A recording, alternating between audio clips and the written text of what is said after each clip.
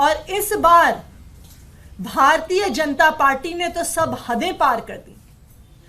नई दिल्ली से मीनाक्षी लेखी जी का टिकट काटकर उन्होंने एक ऐसे कैंडिडेट को टिकट दिया है जो बार बार देश हित के खिलाफ कोर्ट में खड़ी रही हैं, देश के विरोधियों को डिफेंड करती रही हैं। जी हां, मैं बांसुरी स्वराज जी के बारे में बात कर रही हूं, जो खुद एक वकील हैं। एक वकील जनता के हक की लड़ाई लड़ने के लिए होता है, लेकिन बांसुरी स्वराज जी किसके हक की लड़ाई कोर्ट में लड़ती आई हैं? नंबर 1, उनके सबसे फेमस क्लाइंट, इस देश से लाखों करोड़ रुपए के गबन के लिए फरार ललित मोदी जी। 2012 से 2014 तक लगातार लोअर कोर्ट से हाई कोर्ट से सुप्रीम कोर्ट तक बांसुरी स्वराज जी ने ललित मोदी को उनके पासपोर्ट के केस में डिफेंड किया। और आप याद करिए, डिवीजन बेंच का ऑर्डर आने से पहले ही ललित मोदी जी पासपोर्ट के साथ फरार हो गए और आज तक वापस नहीं आए हैं।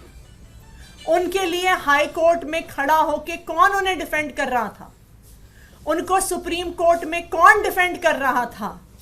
और किसको? ललित मोदी जी ने ट्वीट करके धन्यवाद किया उनका केस लड़ने के लिए।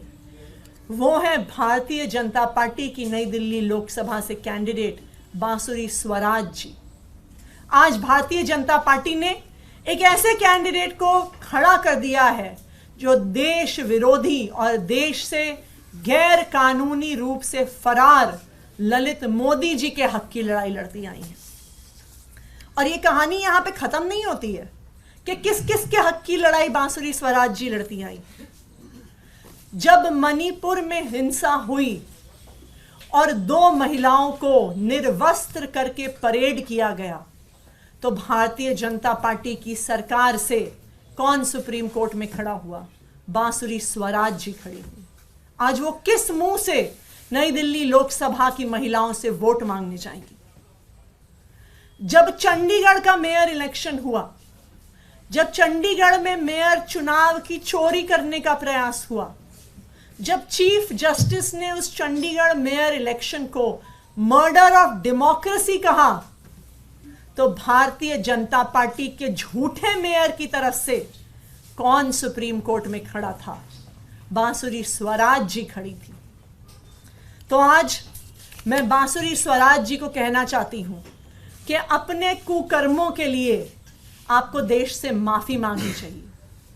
ललित मोदी जी को, जो देश से जिन्होंने हजारों करोड़ रुपए गबन किए, उनको डिफेंड करने के लिए आपको देश से माफी मांगनी चाहिए। मणिपुर की हिंसा में उन महिलाओं के खिलाफ खड़े होने के लिए आपको देश से माफी मांगनी चाहिए। चंडीगढ़ के चुनाव में चुनाव की चोरी और लोकतंत्र की हत्या के लिए आपको देश से माफी मांगनी चाहिए।